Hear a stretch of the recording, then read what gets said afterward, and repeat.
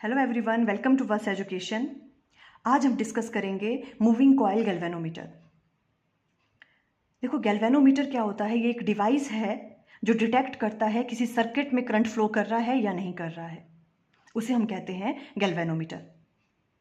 और हम इससे करंट की डायरेक्शन भी बता सकते हैं, क्योंकि गैल्वेनोमीटर में इस तरह से एक स्केल लगी होती है जिसमें बीच में 0 होता है और इधर भी रीडिंग होती है और इधर भी रीडिंग होती है 1 2 3 4। अब अगर पॉइंटर पहले इस डायरेक्शन में है, अगर आप करंट की डायरेक्शन को चेंज कर देते हो तो पॉइंटर दूसरी डायरेक्शन में आ जाएगा, दूसरी वाली स्केल की तरफ। इट मीन्स इससे हम क्या कर सकते हैं, डायरेक्शन ऑफ करंट भी पता लगा सकते हैं कि किस डायरेक्शन में करंट फ्लो कर रहा है सर्किट में। तो मूविंग कॉइल गैल्वेनोमीटर क्या है? A galvanometer is a device to detect current in a circuit. अब ये किस प्रिंसिपल पे वर्क करता है? देखो, जब भी कोई करंट कैरिंग कॉइल को हम स्ट्रॉन्ग मैग्नेटिक फील्ड में रखते हैं तो वो क्या एक्सपीरियंस करता है? वो कॉइल क्या एक्सपीरियंस करती है? टॉर्क एक्सपीरियंस करती है। और उस पर जो टॉर्क लगता है उसकी वजह से कॉइल क्या करती है? रोटेट करती है। इस प्रिंसिपल पे डिपेंड करता है, बेस्ड है मूविंग कॉइल गैल्वेनोमीटर। देखो, हमने अपने लास्ट वाले लेक्चर में ही पढ़ा था, जब हम किसी करंट कैरिंग कॉइल को मैग्नेटिक फील्ड में प्लेस करते हैं तो वो क्या एक्सपीरियंस करता है? टॉर्क एक्सपीरियंस करता है। और टॉर्क की वजह से जो वो कॉइल है वो रोटेट करती है।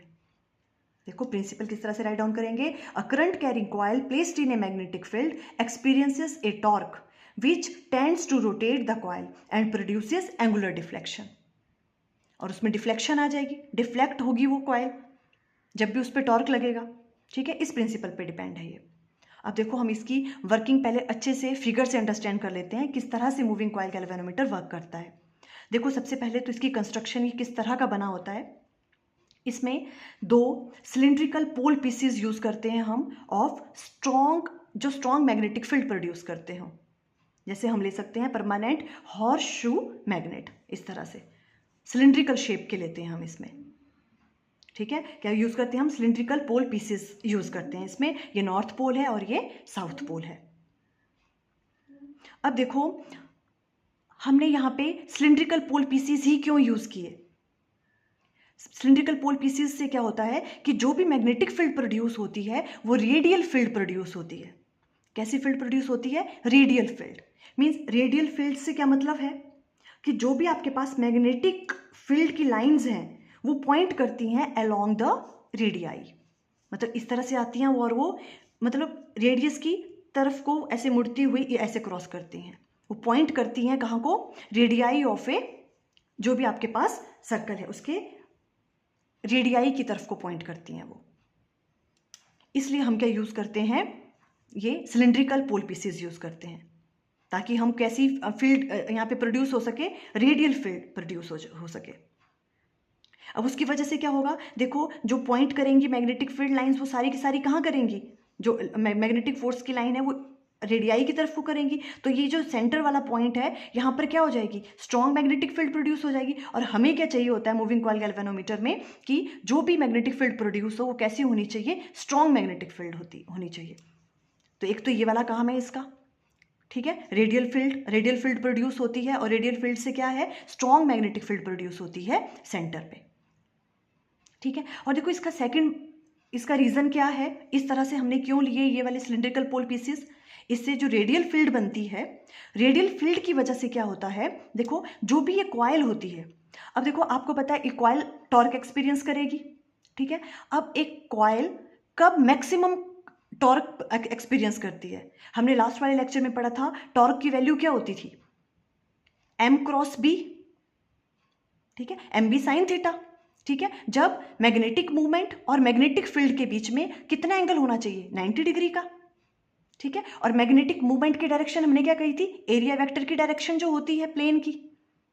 ठीक है, इट मींस जो आपका जो एरिया वेक्टर है प्लेन का वो कैसा होना चाहिए? मैग्नेटिक फील्ड के परपेंडिकुलर होना चाहिए हमेशा। एरिया वेक्टर जो है वो कितना एंगल बनाए मैग्नेटिक फील्ड के साथ? Always 90 degree. तब मैक्सिमम टॉर्क उस पर लगता है। तो जो ये रेडियल फील्ड है ये इसमें भी हेल्प करती है। रेडियल फील्ड की वजह से क्या होता है? जो भी आप कॉइल इसके अंदर प्लेस करोगे वो क्या रहेगा? जो उसका प्लेन है, देखो प्लेन हमेशा पैरेलल रहेगा मैग्नेटिक फील्ड के। आप इस बात को अच्छे से समझना है, जो प्लेन है वो पैरेलल रहेगा मैग्नेटिक फील्ड के, तभी तो जो प्लेन का एरिया वेक्टर है, देखो प्लेन का एरिया वेक्टर क्या होता है, उस प्लेन के परपेंडिकुलर, ठीक है। अगर प्लेन पैरेलल होगा मैग्नेटिक फील्ड के, तभी तो जो एरिया वेक्टर है प्लेन का वो कौन सा एंगल बनाएगा, वो परपेंडिकुलर होगा मैग्नेटिक फील्ड के। आप बात समझ रहे हो, ठीक है। तो आप दोनों तरीके से बोल सकते हो कि रेडियल फील्ड की वजह से क्या होता है कि जो भी प्लेन है उस कॉइल का वो क्या रहता है, पैरेलल टू मैग्नेटिक फील्ड रहता है। या तो आप ऐसे कह सकते हो या फिर आप ऐसे कह सकते हो कि जो भी रेडियल फील्ड है उसकी वजह से क्या होता है कि जो भी एरिया वेक्टर है प्लेन का वो हमेशा एरिया वेक्टर कैसा रहेगा, परपेंडिकुलर। एरिया वेक्टर हमेशा क्या रहता है, परपेंडिकुलर रहता है मैग्नेटिक फील्ड के। Means angle between area vector and magnetic field क्या रहेगा, 90 डिग्री। उसकी वजह से मैक्सिमम टॉर्क इस पे लगता है, ठीक है। अगर वो थीटा चेंज होता रहेगा तो क्या होगा, हमें पता ही नहीं चलेगा, हम अच्छे से करंट की वैल्यू को डिटेक्ट ही नहीं कर पाएंगे। तो हम ये चाहते हैं कि जो भी आपके पास एरिया वेक्टर की डायरेक्शन है वो हमेशा परपेंडिकुलर रहनी चाहिए मैग्नेटिक फील्ड के, और ये वर्क कौन करता है, रेडियल फील्ड, ठीक है। देखो मैं साथ साथ में इसलिए अंडरस्टैंड करवा रही हूँ क्योंकि कई बार इस तरह से भी क्वेश्चन पूछ लेते हैं, ठीक है, कि why we use radial field. आपको समझ आ गया, इसीलिए हम रेडियल फील्ड कैसे यूज होती है, क्योंकि हम ये वाले हॉर्स शू यहाँ पे मैग्नेट यूज करते हैं, उसकी वजह से रेडियल फील्ड प्रोड्यूस होती है, और वो क्या करती है, वो रेडियाई की तरफ पॉइंट आउट करती है, तो सेंटर में स्ट्रॉन्ग मैग्नेटिक फील्ड प्रोड्यूस होती है। और वो जो क्या करती है, जो आपके पास एरिया वेक्टर है उस कॉइल का, वो क्या रहता है, उसकी वजह से ऑलवेज परपेंडिकुलर रहता है मैग्नेटिक फील्ड के, ताकि मैक्सिमम टॉर्क को एक्सपीरियंस कर सके। Clear, okay. ये तो हो गया रेडियल फील्ड के बारे में। अब देखो होता क्या है इसमें, ये रेडियल फील्ड प्रोड्यूस हो रही है यहाँ पे। अब हमें यहाँ सेंटर पे क्या करते हैं, यहाँ पे एक सॉफ्ट आयरन कोर का सिलिंड्रिकल पीस लेते हैं। ये जो देखो ये सिलेंडर सा बना हुआ है यहाँ पे, ये सॉफ्ट आयरन कोर का बना हुआ है। मैं बाद में ड्रॉ भी कर लूंगी दोबारा, अब पहले यहाँ से अंडरस्टैंड करें। देखो सिलिंड्रिकल क्या होता है, देखो यहाँ पे सिलिंड्रिकल सॉफ्ट आयरन पीस का बना होता है, ये वाला इस तरह से होता है, ये वाला एक पीस, ठीक है, सॉफ्ट आयरन कोर का। और इसके ऊपर हम क्या करते हैं, कॉइल को वाउंड करते हैं, इंसुलेटेड कॉपर वायर को क्या करते हैं, इसमें हम वाउंड करते हैं इस तरह से। देखो ये कॉइल जो ब्लैक कलर से है, ये हम क्या करते हैं, इसके ऊपर सॉफ्ट आयरन कोर जो सिलिंड्रिकल पीस का है उसके ऊपर हम इस कॉइल को क्या करते हैं, वाउंड करते हैं। क्लियर है यहाँ पे, ओके। अब इस वाली कॉइल को अब हम क्या करेंगे, यहाँ पे हैंग कर देते हैं किसी स्प्रिंग से, एक स्प्रिंग से यहाँ पे हैंग कर देते हैं इसको इस तरह से, और इस कॉइल के साथ हम एक पॉइंटर लगा देते हैं इस तरह से, और यहाँ पे एक स्केल होती है ये वाली। अब क्या होगा, देखो जैसे ही ये मैग्नेटिक फील्ड जो है, ये जैसे हम यहाँ से करंट पास करेंगे, ये टर्मिनल T1 है T2 है, जैसे ही यहाँ से करंट फ्लो करेगा इस कॉइल से, तो मैग्नेटिक फील्ड की वजह से इस पर क्या लगेगा, टॉर्क लगेगा। तो ये जो भी कॉइल है ये क्या करेगी, रोटेट करेगी। ये रोटेट करेगी तो क्या होगा, इसके साथ पॉइंटर लगा हुआ है, तो ये क्या करेगा, उसी हिसाब से यहाँ पे रीडिंग भी शो करेगा। इस तरह से ये वर्क करता है। क्लियर है। अब देखो एक और चीज़ है, हमने यहाँ पे सॉफ्ट आयरन कोर ही क्यों यूज़ किया, सॉफ्ट आयरन कोर के ऊपर हमने जो इंसुलेटेड कॉपर वायर है उसको वाउंड किया हुआ है। सॉफ्ट आयरन कोर क्यों हमने लिया, बिकॉज सॉफ्ट आयरन कोर क्या है, एक फेरोमैग्नेटिक मटेरियल है, तो उसकी वजह से भी क्या होती है, स्ट्रॉन्ग मैग्नेटिक फील्ड जो है यहाँ पे प्रोड्यूस होती है। ठीक है, एक जो सॉफ्ट आयरन कोर है वो क्या है, एक बहुत स्ट्रॉन्ग फेरोमैग्नेटिक मटेरियल है, और वो इवन गैल्वेनोमीटर की जो सेंसिटिविटी है उसको भी इंक्रीज करता है वो, इसलिए हम यहाँ पे सॉफ्ट आयरन कोर यूज़ करते हैं। क्लियर होगी ये चीज़, ओके। अब देखो ये चीज़ें हैं, अब देखो ये किस तरह से यहाँ पे ये रीडिंग शो करता है। जैसे ही क्या होगा, अब देखो यहाँ पे जैसे ही इसमें टॉर्क लगेगा, जैसे हमने करंट यहाँ से पास करवाया, मैग्नेटिक फील्ड के अंदर है कॉइल, तो क्या करेगी, वो टॉर्क एक्सपीरियंस करेगी। कॉइल टॉर्क एक्सपीरियंस करेगी तो क्या करेगी, वो रोटेट करेगी। ठीक है, देखो जैसे इस तरह से ये है कोई कॉइल, जैसे ही इस पर टॉर्क लगेगा तो ये क्या करेगी, रोटेट करेगी। ठीक है, रोटेट करेगी जैसे ही ये, तो जो ये वाला है स्प्रिंग है, जो भी आपके पास जिससे भी आपने इसको हैंग करा हुआ है, उसमें क्या आ जाता है, एक रीस्टोरिंग टॉर्क। आपने ध्यान से सुनना है। देखो जैसे ही इस कॉइल पे टॉर्क एक्सपीरियंस किया इसने, ये मूव करेगी, जैसे ये मूव करेगी जिसके साथ इसको हैंग करा हुआ है उसमें एक क्या आ जाता है, रीस्टोरिंग टॉर्क प्रोड्यूस हो जाता है। ठीक है, देखो जब भी आप किसी चीज़ को, मान लो कि थ्रेड है, आप उसके साथ किसी चीज़ को हैंग करते हो, ठीक है, अब आप उसको रोटेट कर रहे हो उस थिंग को, ठीक है, जब रोटेट करते हो आप, तो आपने देखा क्या होता है, आप कुछ टाइम तक ही उसे रोटेट कर पाते हो, ठीक है, उसके बाद क्या हो जाता है, आपको बहुत जोर लगाना पड़ता है उसको रोटेट करने के लिए। जब आप उसको छोड़ते हो तो वो जो भी चीज़ है वो जिस पूरी घूमती हुई उसी पोजीशन पे वापस आ जाती है जिससे हमने स्टार्ट किया था। ये किस वजह से होता है, ये है वो उस थ्रेड के अंदर जिससे आपने उसको हैंग किया है, उस पर एक रीस्टोरिंग टॉर्क प्रोड्यूस हो जाता है जैसे ही कॉइल मूव करती है। आप समझ रहे हो रीस्टोरिंग टॉर्क क्या है। अब देखो जैसे ही इस पे टॉर्क लगा, ये रोटेट करी अपनी पोजीशन से, जैसे ही ये रोटेट करेगी तो इस पे अपोजिट डायरेक्शन में एक रीस्टोरिंग टॉर्क प्रोड्यूस हो जाता है स्प्रिंग में, ठीक है। और अब देखो स्टार्टिंग में तो क्या होगा, रिस्टोरिंग टॉर्क कम होगा, जैसे जैसे वो रोटेट करती जाएगी, ठीक है। एक टाइम ऐसा आएगा जब जो आपके पास रिस्टोरिंग टॉर्क है, इसमें जो रिस्टोरिंग टॉर्क आ रहा है, ठीक है, वो रिस्टोरिंग टॉर्क जो है किसके बराबर हो जाएगा, जो भी आपके पास टॉर्क एक्सपीरियंस कर रही है ये कॉइल, उसे हम कहेंगे इक्विलिब्रियम पोजीशन। और उस पोजीशन पे आपकी कॉइल जो है मूव करना बंद कर देगी, रोटेट करना बंद कर देगी। जैसे ही वो रोटेट करना बंद कर देगी, वहां पे आपका पॉइंटर जो है किसी रीडिंग को शो कर लेगा और आप रीडिंग देख लोगे। इस तरह से वर्क करता है ये। क्लियर हुआ आपको, ठीक है। अब एक और चीज है, देखो अब जो आपके पास रिस्टोरिंग टॉर्क है, ठीक है, जैसे ही ये वाली कॉइल जो है टॉर्क एक्सपीरियंस किया, ये किसी एंगल से डिफ्लेक्ट हो जाएगी, ठीक है। पहले तो कॉइल कैसी ऐसी थी, अब किसी एंगल से डिफ्लेक्ट होगी ये, जैसे इस पे टॉर्क लगेगा, जो ये डिफ्लेक्टिंग एंगल है, जो भी ये एंगल है ये वाला, ये एंगल जो है वो किसके डायरेक्टली प्रोपोर्शनल होता है, जो इस पे जो भी आपके पास थ्रेड है उसके रीस्टोरिंग टॉर्क के बराबर। जितना ये एंगल से डिफ्लेक्ट करेगा उतना ही इसमें क्या होगा, रीस्टोरिंग टॉर्क प्रोड्यूस हो जाएगा इस स्प्रिंग में, थ्रेड में। क्लियर हो गया। देखो जितना ये इस तरह से जितने एंगल से ये डिफ्लेक्ट होगा, वो किसके प्रोपोर्शनल होगा, डायरेक्टली इस रीस्टोरिंग टॉर्क के। जैसे ये एंगल बढ़ता जाएगा, रीस्टोरिंग टॉर्क भी बढ़ता जाएगा। क्लियर हुआ आपको, ओके। अब देखो हम इसके जो मैथमेटिकल पोर्शन है किस तरह से करेंगे, उससे हम बाद में कैलकुलेट करेंगे कि जो भी आपके पास करंट है, जितना आप करंट इसमें से पास करवाओगे वो किसके डायरेक्टली प्रोपोर्शनल होगा, जितना वो डिफ्लेक्ट करेगा, डिफ्लेक्टिंग जो एंगल है उसके डायरेक्टली प्रोपोर्शनल करेगा वो। अब आप जैसे ही जितना भी करंट इसमें फ्लो होगा उतने एंगल से वो डिफ्लेक्ट करेगा और यहाँ पे रीडिंग शो करेगा और हमें क्या पता लग जाएगा कि इसकी करंट की क्या रीडिंग है वहाँ पे। इस तरह से ये वर्क करता है। और उसके बाद जब आप करंट को वहाँ से रिमूव कर दोगे, ठीक है, तो फिर क्या होगा, फिर उसको वापस भी तो आना है कॉइल को, ठीक है, तो फिर वो जो वापस आती है कॉइल अपनी ओरिजिनल पोजीशन पे, वो किसकी वजह से आएगी, इसकी वजह से, क्योंकि आपने उसको घुमाया हुआ है, रिस्टोरिंग टॉर्क उस पर लगा, जब आपने छोड़ा तो वो जो रिस्टोरिंग टॉर्क है वो प्ले करेगा अपना रोल और उस कॉइल को कहाँ लेके आ जाएगा, ओरिजिनल पोजिशन पे लेके आ जाएगा। क्लियर है, ओके। देखो इस तरह से ये वर्क करता है। अब ये मैंने थोड़ा सा यहाँ पे राइट डाउन किया है, देखो ये वाला, ये आप उस तरह से कि अगर आपको क्वेश्चन आ जाता है रेडियल फील्ड पे तो आप इस तरह से राइट डाउन कर लोगे। किस तरह से, देखो ये आप राइट डाउन कर सकते हो, तो एग्जाम पॉइंट ऑफ व्यू से आपके लिए इंपॉर्टेंट रहेगा। A cylindrical soft iron core is mounted symmetrically between the concave poles of the horseshoe magnet, ठीक है, ये जो आपके पास जो सिलिंड्रिकल सॉफ्ट आयरन कोर है, ठीक है, this makes lines of forces pointing along the radii of a circle.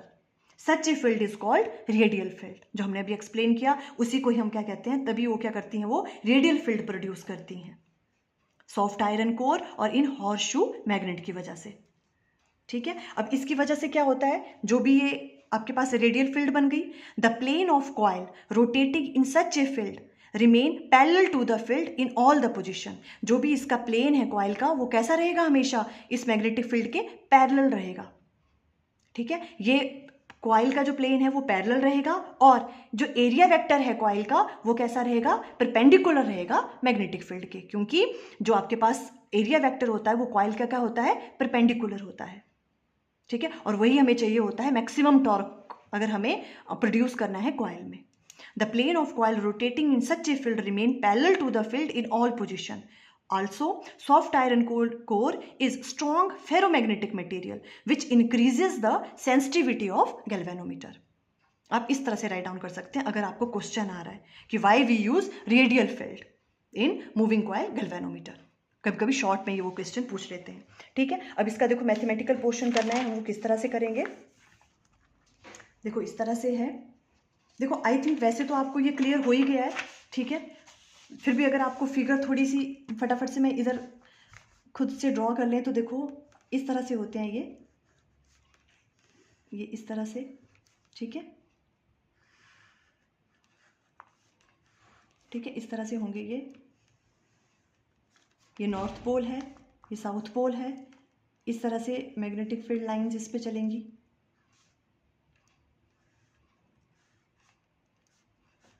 ठीक है, इस तरह से रेडियाई की तरफ पॉइंट करती हुई, है ना. फिर हम क्या करते हैं यहाँ पे, देखो यहाँ पे एक हम क्या करते हैं, cylindrical piece of soft iron core का प्लेस करते हैं, ये वाला. ठीक है, ऐसा क्या, ये क्या है, सॉफ्ट आयरन कोर है. सॉफ्ट आयरन कोर का एक सिलिंड्रिकल पीस है. ठीक है, हम इसे करते हैं, इसके ऊपर बाउंड करते हैं अब हम क्या, जो भी कॉइल है. ठीक है, इंसुलेटेड कॉपर वायर्स को इस तरह से बाउंड करते हैं. ठीक है, ये जो आपकी ये क्या है, ये कॉइल है आपकी, इस तरह से. ठीक है, ये वैसे सिंपल है ना. ये देखो यहाँ पे ये सेम ही फिगर है यहाँ पे. फिर इसको स्प्रिंग से अटैच करते हैं और यहाँ पॉइंटर लगा होता है और इस तरह से टर्मिनल T1 है और T2 है. ओके, देखो ये वाली चीज़ भी है यहाँ पे. ये इसमें क्या है, देखो अगर हम इसे टॉप से देखें तो टॉप से अगर आप देखोगे तो क्या दिखेगा, देखो इस पोर्शन को बोल रही हूँ मैं टॉप से देखने के लिए, तो ये एक सर्कल ही दिखेगा. है तो ये सिलिंड्रिकल शेप, बट ऊपर से कैसा दिखेगा, ये इस तरह से सर्कल. ये नॉर्थ है, ये साउथ पोल है, ऐसे जा रही है मैग्नेटिक फील्ड लाइंस. ठीक है, तो और ये वाला जो शो किया हमने, देखो ये कॉइल, मान लो ये कॉइल इस तरह से, ऊपर से तो यही दिखेगा ना, नीचे वाला तो छुप जाएगा सारा पोर्शन. ऊपर से देखेंगे तो इस तरह से दिखेगा. ये इसलिए हम शो कर रहे हैं कि देखो जब भी वो रेडियल फील्ड में होता है तो क्या होगा, अब इस तरह से एरिया वेक्टर इसका इस डायरेक्शन में होगा, परपेंडिकुलर टू. ठीक है, एरिया वेक्टर, जो ये एरिया वेक्टर है ये इस फील्ड के हमेशा क्या रहेगा, परपेंडिकुलर रहेगा ऑलवेज. ठीक है, ये टॉप व्यू है इसका. क्लियर हो रहा है आपको. ओके, अब देखो आप किस तरह से फाइंड आउट करोगे इसमें कि करंट किसके डायरेक्टली प्रोपोर्शनल है. हमने क्या कहा, torque on A coil. Torque कितना लगता है कॉइल के ऊपर, हमने लास्ट वाले लेक्चर में पढ़ा है, NIBA sine theta, where theta is the angle between area vector of a coil and magnetic field के बीच में. वो तो हमने कहा कि वो कैसा रहेगा, हमेशा 90 डिग्री. ठीक है, तो साइन 91 हो जाएगा और जो टॉर्क है वो ये लगेगा. ये इससे हमने नाम दे दिया डिफ्लेक्टिंग टॉर्क. ठीक है, उस पर जो डिफ्लेक्ट की वो कॉइल, वो वाला जो टॉर्क है, टॉर्क डिफ्लेक्टिंग, ये वाला आ गया. ठीक है, ये हमने पढ़ा हुआ है पहले. ओके, अब देखो ये क्या कह रहे हैं, the torque tau deflect the coil through an angle phi. उस एंगल को हमने फाई मान लिया. जब भी उस पर टॉर्क लगा, जो भी कॉइल पे आपके ऊपर जो है के ऊपर जो भी टॉर्क लगा, तो ये किसी एंगल से डिफ्लेक्ट किया. मान लो वो एंगल कौन सा है, फाई. और हमने क्या कहा था कि वो एंगल जो है, जो फाई एंगल है जिससे वो कॉइल रोटेट कर रही है, वो किसके डायरेक्टली प्रोपोर्शनल होता है, जितना उस स्प्रिंग पे रिस्टोरिंग टॉर्क लग रहा है. तो रिस्टोरिंग टॉर्क, टाओ रिस्टोरिंग हमने ले लिया, ये डायरेक्टली प्रोपोर्शनल होगा किसके, जितने से वो डिफ्लेक्ट कर रहा है, जो भी एंगल है वो फाई है. ठीक है, उसके बराबर होगा. तो टाओ रिस्टोरिंग क्या हो जाएगा, इक्वल टू, प्रोपोर्शनलिटी साइन हटाया तो K इंट्रोड्यूस हुआ, K इंटू फाई. और K को हम कहते हैं टॉर्जन कांस्टेंट. क्या कहते हैं K को, टॉर्जन कांस्टेंट बोलते हैं हम इसको. ठीक है, अब देखो टॉर्जन कांस्टेंट की वैल्यू जो है वो हमेशा क्या होनी चाहिए, टॉर्जन कांस्टेंट की वैल्यू कम होनी चाहिए. देखो जो भी अगर आप लूज थिंग लोगे, जो भी अगर आप थ्रेड ले रहे हो, जो भी आप वायर ले रहे हो जिससे आपने हैंग किया है उसको, वो कैसी होनी चाहिए, अगर वो लूज होगी तो उसका टॉर्जन कांस्टेंट K क्या होगा, कम होगा उसका टॉर्जन कांस्टेंट. और हमें ऐसा ही चाहिए. देखो अगर आप बहुत ज़्यादा हाई टॉर्जन कांस्टेंट वाली चीज़ से हैंग करोगे कॉइल को, ठीक है, बहुत ज़्यादा हाई, जिसका K की वैल्यू जो है, टॉर्जन कांस्टेंट की वैल्यू अगर बहुत ज़्यादा हाई होगी, मीन्स वो बहुत टाइट होगा, जो भी जिससे आप इसको हैंग कर रहे हो, तो क्या होगा कि ये मूव ही नहीं कर पाएगा, वो उसको मूव ही नहीं करने देगा. ठीक है, क्योंकि इसमें रीस्टोरिंग टॉर्क बहुत ज़्यादा होगा, है ना, तो क्या करेगा वो मूव ही नहीं करने देगा उसको। तो हम कैसा यूज़ करते हैं यहाँ पे, जिसमें टॉर्जन कांस्टेंट की वैल्यू, जो ये वाली चीज़ है जिससे हमने हैंग किया है, उसका टॉर्जन कांस्टेंट क्या होना चाहिए, कम होना चाहिए उसका टॉर्जन कांस्टेंट। ठीक है, तो के की वैल्यू क्या होनी चाहिए, कम। ठीक है, जो आपके पास लूज थ्रेड होता है या लूज स्प्रिंग होगा, उसका टॉर्जन कांस्टेंट कम होगा, और जो टाइट वाले का ज़्यादा होगा, तो हम लूज वाला यूज़ करेंगे जिसमें टॉर्जन कांस्टेंट की वैल्यू कम होगी। आप समझ रहे हो ना? ओके, वेयर के इज टॉर्जन कांस्टेंट। अब इक्विलिब्रियम पोजीशन पे हमने क्या कहा था, जो टॉर्क रीस्टोरिंग है वो किसके बराबर आ जाएगा, जितने कॉइल जो टॉर्क लग रहा है कॉइल को रोटेट करने में, उसके बराबर हो जाएंगे वो एक टाइम आने पे। तो जो आपके पास रीस्टोरिंग टॉर्क है वो डिफ्लेक्टिंग टॉर्क के बराबर हो जाएगा। क्लियर हो रहा है यहाँ पे? तो के फाई किसके बराबर आ जाएगा, एन आई ए बी के बराबर, और यहाँ से फाई की वैल्यू किसके बराबर आ जाएगी, N B A divided by K into I. तो देखो जो भी आपके पास आपके पास एंगल था फाई, वो किसके बराबर आ गया, करंट के बराबर। मतलब जितना उसमें से करंट फ्लो करेगा वो क्या करेगा, उतना ही जितने एंगल से वो डिफ्लेक्ट करेगा, ठीक है, उतना वो किसके प्रोपोर्शन हो जाएगा, करंट के प्रोपोर्शन हो जाएगा। क्लियर है? हमने ये यहाँ पे प्रूव कर लिया। देखो इस तरह से आपको प्रूव करना है। Thus the deflection produce in the galvanometer, जो भी गैल्वेनोमीटर में डिफ्लेक्शन प्रोड्यूस होगी is proportional to the current flowing through it. जितना उसमें से करंट फ्लो करेगा उतनी ही डिफ्लेक्शन उस पर आएगी, और वो रीडिंग हम क्या करेंगे, शो करेंगे। जितना यहाँ से करंट फ्लो करेगा उतनी ही डिफ्लेक्शन इसमें प्रोड्यूस होगी, और करंट किसके डायरेक्टली प्रोपोर्शनल होगा, उस डिफ्लेक्शन के, उस एंगल के, जिस एंगल से वो कॉइल रोटेट की है, और वही यहाँ पे रीडिंग आ जाएगी। फिर क्लियर हो गया आपको ये?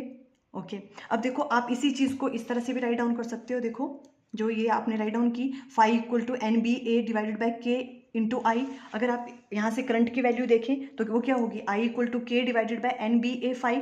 ठीक है, अब इसको हम जो है, ये वाला जो फैक्टर है इसे हम जी से रिप्रेजेंट करते हैं, और इसको कहते हैं जे इक्वल टू हो गया K divided by N B ए।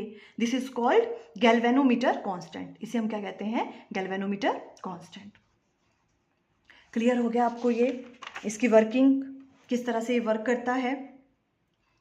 ठीक है, आई थिंक आपको क्लियर हो गया। Okay, thank you.